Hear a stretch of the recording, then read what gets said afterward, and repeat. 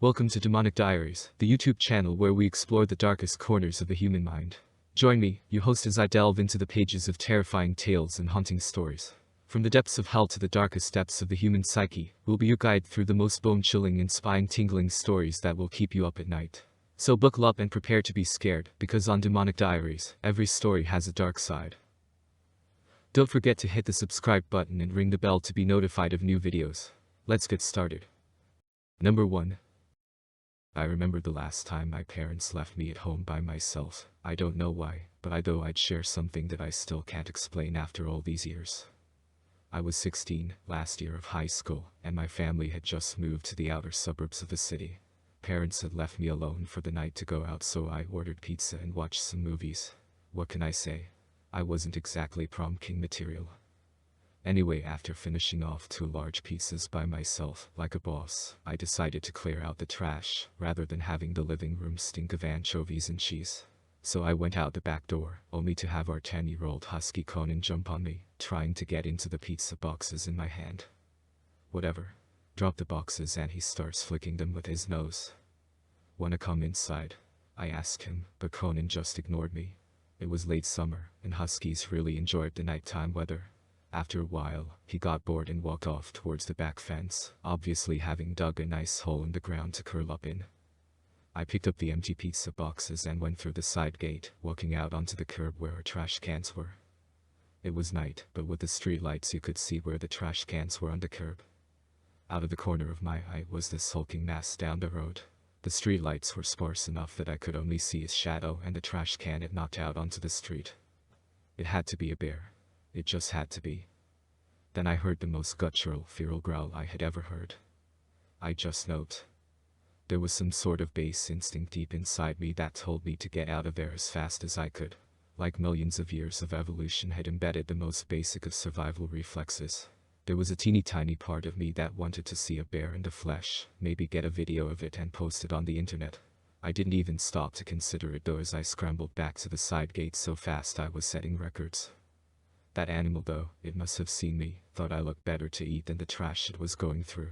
Because as soon as I headed towards the house, I heard this heavy stomping running down the street. I don't know what I was thinking. I probably wasn't, because I didn't even bother opening the gate, I just jumped over it. High jump superstar right here. Not bothering to look back, I headed straight inside and called the cops. I know. What would the cops do? Charge the bear with trespassing? Arrest Yogi and throw him in jail with a picnic basket? I was 16, I had never run into a bear, and I sure as shit was not going to call my parents. The phone rang as I frantically ran from one window to another, looking out for cuddly bundle of fun that wanted to crack me open like a honeypot. No sign of him. The phone picked up. 911, what's your emergency? Said the voice of an unenthusiastic woman. Hi, hello. I'm stuck inside and I think there's a bear stalking me. A bear, you say?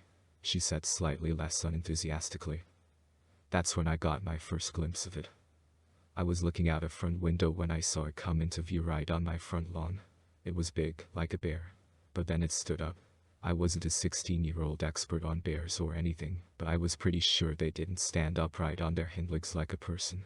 In the dark I couldn't get a good look at its fur, but just guessing from the silhouette it cast, it had to have been 10 foot tall, and let me tell you, when it turned its head to look through the window right at me, I had never felt the strength drain out of my body as fast since then. I collapsed onto the ground, barely holding the phone in my hands. Did you say a bear, kid? Said the woman on the phone. I shook my head yes. I then came to my senses a little bit and said yes. Is it just you in the home? Yes. My mom and dad are out. Alright, sit tight, sweetie. We'll get someone out there right away. After telling her my address, she hung up and I just sat there in the darkness, hoping that this nightmare would be over. I didn't know what that thing was and I didn't want to find out. Hopefully somebody else could deal with it and I could go back to life as normal. If I just waited. Howling pierced the silence. It was Conan. I had left Conan outside. Scared, my thoughts racing in my head, I army crawled through the house, through the kitchen, and to the living room. My legs sprang me upwards and I saw, through the back door window, Conan standing at the side gate, howling. I wanted to scream out, command that dog to shut up. The words nearly escaped my mouth before my hands involuntarily trapped them inside. I was too scared to scream out, too scared to come out of hiding, too scared to face that creature, to save my dog. Time slowed down. Conan had been a good dog to me. All the times we played together when he was a puppy, the nights when he curled up into a ball and slept on my bed, the sandwiches he stole from the bench, the tummy rubs, the head pats, the games of fetch.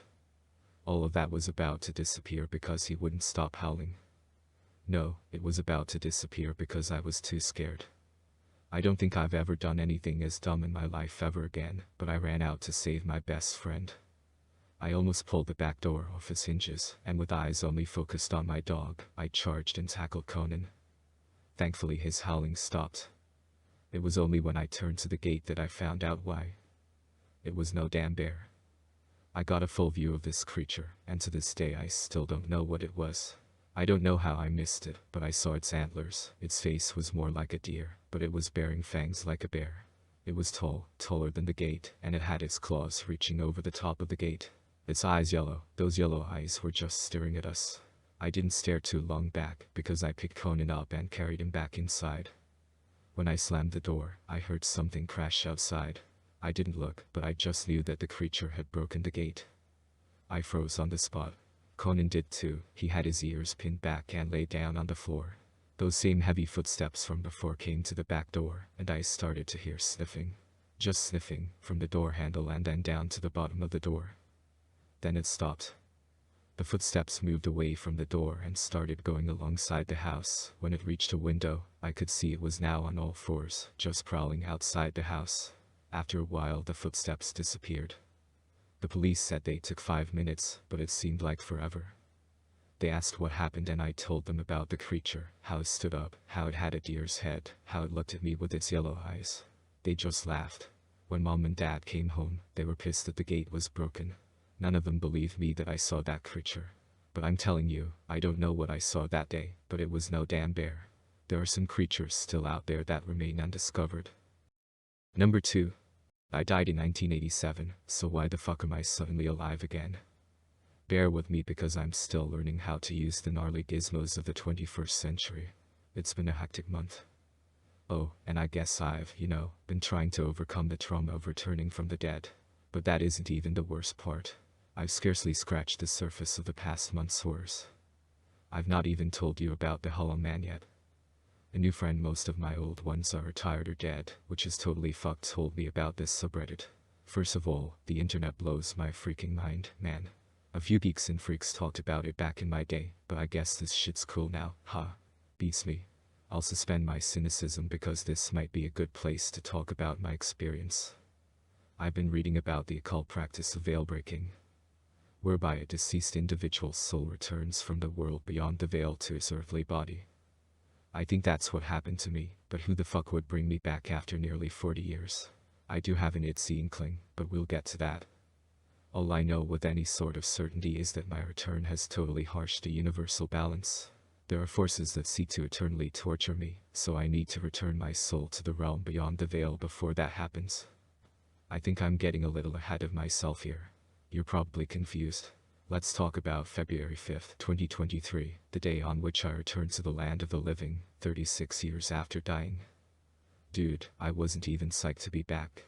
The process of resurrection is a hell beyond explanation, and I thought death hurt. It's worth pointing out that I was flattened by a hit-and-run driver named Billy Riley, a high school rival of mine. That's a horrible way to go. And I remember, as I lay in a pool of blood, the taste of my own never mind all of that. The point is that my resurrection was worse. I felt and still do feel like a reanimated creep. Like a zombie, man. And I was always a stone slacker, but I just don't feel right. It's the kind of existential dread I used to feel when I was high, but I'm stone cold sober, and this shit isn't transcendent or eye-opening. It's terrifying. I'm acutely aware of the fact that I don't belong here. When I woke in 2023, I was lying on a pavement near the spot where I died in 1987. The houses looked a little different, but my surroundings were identifiable. You don't forget your own death, after all. I was wearing the same denim jeans and leather jacket, though they were a little dusty and tattered. Blood-stained too, I realized. But my body was absolutely fine. Not a scratch. After a few unsettling conversations with perplexed strangers, I realized I'd woken up in the distant future. My first thought was that it would be great if Samek had invented a time machine, so I could go back to a decade I understand. Then I realized I don't even want that. I need to send my soul back. It's not as simple as dying, according to the laws of veil breaking. If I die in the wrong way, my soul might be lost forever. I might not be able to get back to the afterlife. I need to find the Veilbreaker, and I suspect it might have been the Hollow Man, my petrifying pursuer. He approached me in a scantily lit back alley towards the end of my night shift.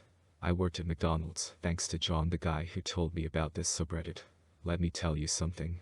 It was emotional to see a brand I recognized. You have no idea what it's like to wake up in a foreign world. It's terrifying. As I tossed out bin bags, I was vaguely aware of a dark figure, sitting on his haunches. He watched me from the shadows of the alley's dead-end corner. I ignored the seemingly homeless man, but he finally stirred when I prepared to walk back inside. The shadowy observer rose to his feet, revealing himself to be well over 8 feet tall. When he unsteadily tiptoed into the light, I shrieked. He had a crooked posture, leaning in a lopsided manner, and I suddenly realized that I recognized him, in a demented sense. He had a contorted version of Billy Riley's face. His jaw hung abnormally slackly, and his eyes were black colorless spheres. As he left his hovel, drowning my screams with the sound of his hissing mouth, I noticed something even more horrible.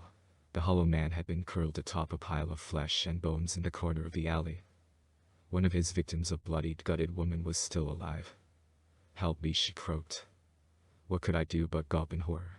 I continued to back away from the haunting spectacle unfolding before me, but Billy kept approaching. "Hello, Ron," the man groaned in a demonic voice. "I've been looking for you."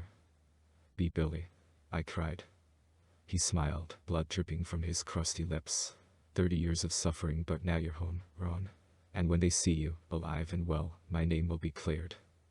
I fumbled with the fire exit's door handle, but it was locked. "Fucking Nadia," I whimpered. "Still can I resist my hunger?" Billy whispered, placing a hand on my shoulder.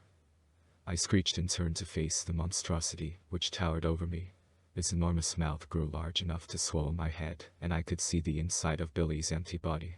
A cavernous chasm, begging to be filled. The Hollow Man. "Perhaps I've already lost too much to be redeemed," he hissed. "There's no use in keeping you alive." I dropped to my knees and rolled to the side before Billy could engulf me. He snarled, snatching at my McDonald's jacket, but I slipped my arms out of it and fled into the night. Since that night, I've been living on John's sofa, praying that the alley abomination doesn't find me.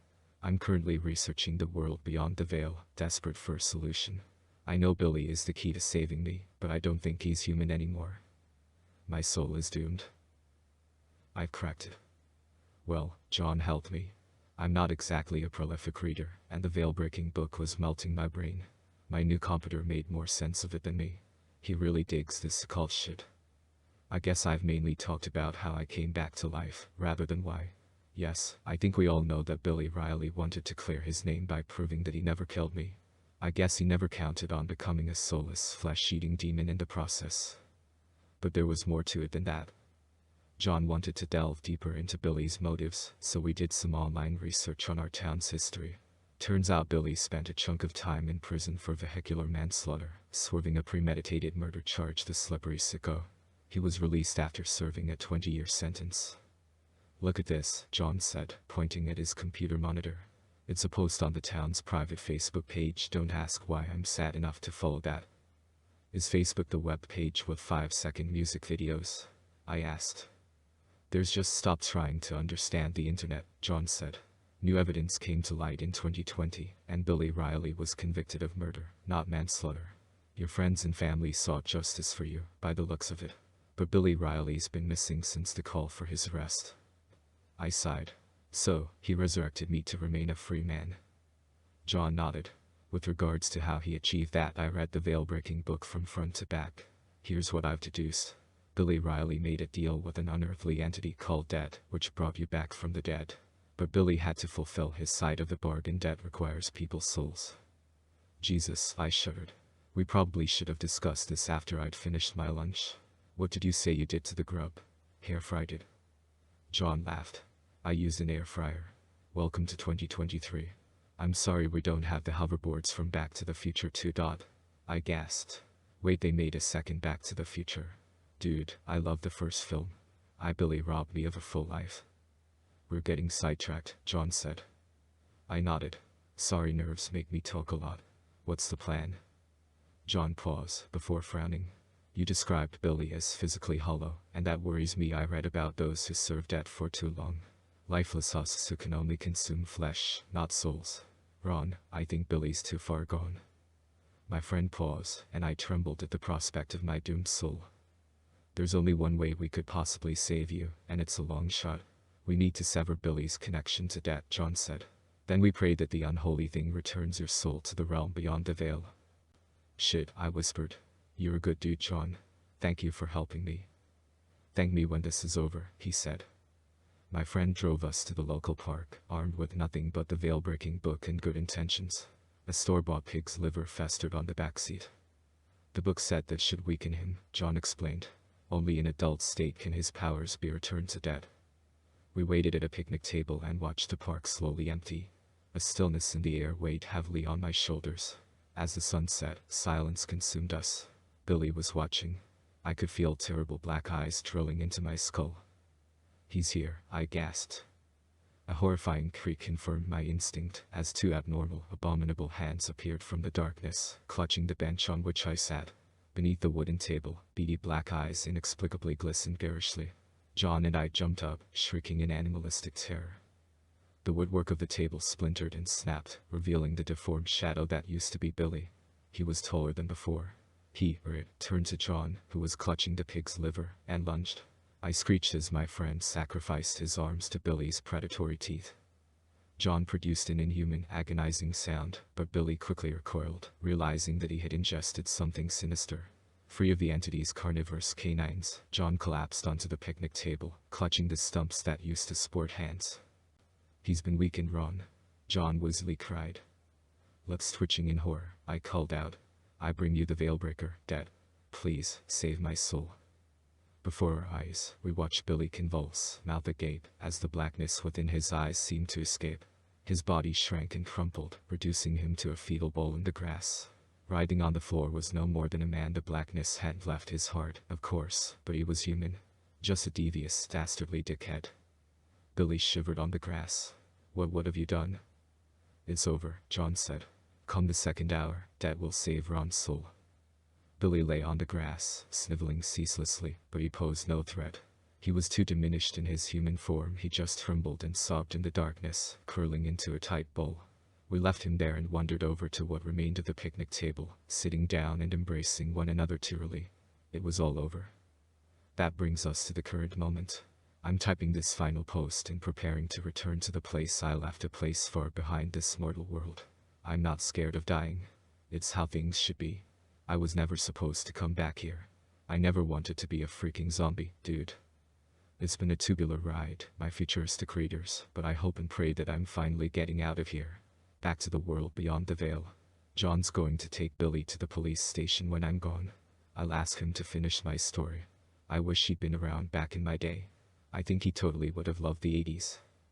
I'm not gonna miss 2023, but I'll admit that it wasn't all bad. Air fryers are rad. Number 3. Anyways, that's the 7th nightmare I've had about the ghost of Elvis. Pretty scary, huh? Jerry cocked his head back and started making some Elvis ha noises. Other guests stared at me as I spit out a mouthful of beer. Easy, Gary, these domestic beers cost like $7. Didn't know I was dining with a celebrity. I began coughing and he again replied, smoke ya another. Me and Jerry have been best friends and roommates for a long time. We met in elementary school and have been inseparable since. We do our best to go to a restaurant we've never been to before every other month. Man, this new restaurant looks fancy as hell. I'm surprised we were able to get in. Yeah, I slipped a 20 to the hostess. Jerry winked. Anyways, I gotta go use the restroom. Be right back. He scooted back and took off. This restaurant sure was fancy. I took in the atmosphere. The room had a warm feel and above gleamed a crystal chandelier. The waitstaff seemed so great with guests. There was some unique art on the walls. I felt out of place though. I took a moment to make sure my shirt was tucked in. Our waiter came up to me with a smile. Your food should be out momentarily. Would you care for another cold beer? I sure would. Thank you. We drove an hour to get here, so I'm really hoping the food would be good. We just came across it while driving around. I suddenly had a weird feeling and looked at my watch. About that time the waiter came by and out a bowl of stew in front of me. Here you are, sir. Some of our famous pot roast. The waiter smiled very wide. I didn't order this. It comes with everyone's entree. It's complimentary. That's an odd dish to have before bringing out an entree. Most places would do like a tiny bowl of vegetable or some broth stuff. He snickered. Well, sir, we sure are not every other place. Clearly not. This place is fancy. Go ahead and try it. I had a weird feeling in my stomach. Why didn't you bring out a bowl for my friend too? We want to make sure it comes out as fresh as possible. Why are you checking your watch so much? My friend Jerry went to the bathroom. He's been gone for about 20 minutes. He's never in a bathroom for more than 12. That's odd. Go ahead and try your stew. I'm sorry. I'm a vegetarian. That had to work. But you ordered the steak and lobster. Shit, he remembered. My mind was racing and I felt nervous. Something about Jerry being gone so long was scaring me. Well, I won't beg you to eat it, but it's awfully rude to not eat food prepared for you. Remember that the food comes from somewhere. He picked up the bowl and walked back towards the kitchen. Bastard, I didn't appreciate him trying to make me feel bad. I didn't remember even seeing anything on the menu quoting they give free stew out. I looked around and seen others eating it though. Some people look like a bunch of hogs eating slop. It must have been really good. I went to apologize to the waiter and explain it tried out. My phone pinged. That was odd. I hardly ever get text messages. It was from Jerry. Dude, get out of there now. Start the truck. About that time was when the waiter stood up on a chair. Ladies and gentlemen, thank you for coming today. I do apologize and understand many of you have seen this before, but our chef is very upset about a guest refusing to eat the food that he so carefully prepared for you all. And because of that, he is ready for the hunt. I stood up and looked around. The guests were all looking at me with smiles on their faces. The kitchen door busted open and a man came out in his chef uniform. His eyes were pitch black. This is the guy. He pulled a knife out of his stomach. Yes, master. The waiter nodded. The guests responded. Yes, master. He dropped the knife. The tension became heavy. It was dead quiet and my heart was pounding loudly, as if a drum was gonna force its way out of my chest. I turned and sprinted. I heard the chef let out a loud screech that pierced my eardrums. I juked around people and knocked over chairs and tables along the way. I didn't look back. I busted through the door and sprinted through the parking lot. I looked up in my truck and seen Jerry sitting in the passenger. They took my fucking foot.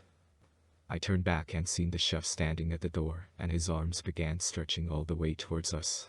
I cranked the truck and tried taking off. The chef's hands were on the truck trying to pull us back towards him. Guests began running out towards us too. We're gonna die, Gary. Don't let me go like this. I slammed on the gas as hard as I can and began shaking the wheel around. Jerry's window busted open and the hand was reaching towards him. I grabbed my pocket knife out of the cup holder and jammed it as hard as I could into the hand. The chef's arms drew back and he let out a loud screech. I ran over a few of the guests that were sprinting towards us. What the hell happened in there? I shouted loudly. I went to the bathroom and was minding my own. Some of the staff came in and jerked the guy out of his stall next to me. I put my feet up on the toilet and hoped they didn't think I was there, but they did. They ripped out the door and got me too. The chef severed the poor guy up part by part. I think he was here alone. All the guests eat here pretty regularly. They got my foot. I grabbed a knife nearby and jabbed that son of a bitch. I was able to hobble out and hide in a dumpster. He does something to the food or something. I don't know, but I do know I need a doctor. We got to the ER and nurses and doctors worked on Jerry. I tried explaining to the officer that came by what happened and where the restaurant location was. He told me that there was no restaurant in that empty lot. He knew the place. He also said he'd call back up to check. But the reason I'm writing this is because I am scared. I heard him make a phone call when I went out to have a smoke. He said, "They are at the hospital. I will take care of it, master." We hope you found these stories both thrilling and thought-provoking. Delving into the darkest parts of the human psyche can be a scary and unsettling experience, but it's also an important one. By exploring our deepest fears and desires, we can gain a better understanding of ourselves and the world around us. If you enjoyed this video, please consider liking and subscribing to our channel for more spine-tingling content. And always remember to keep the lights on.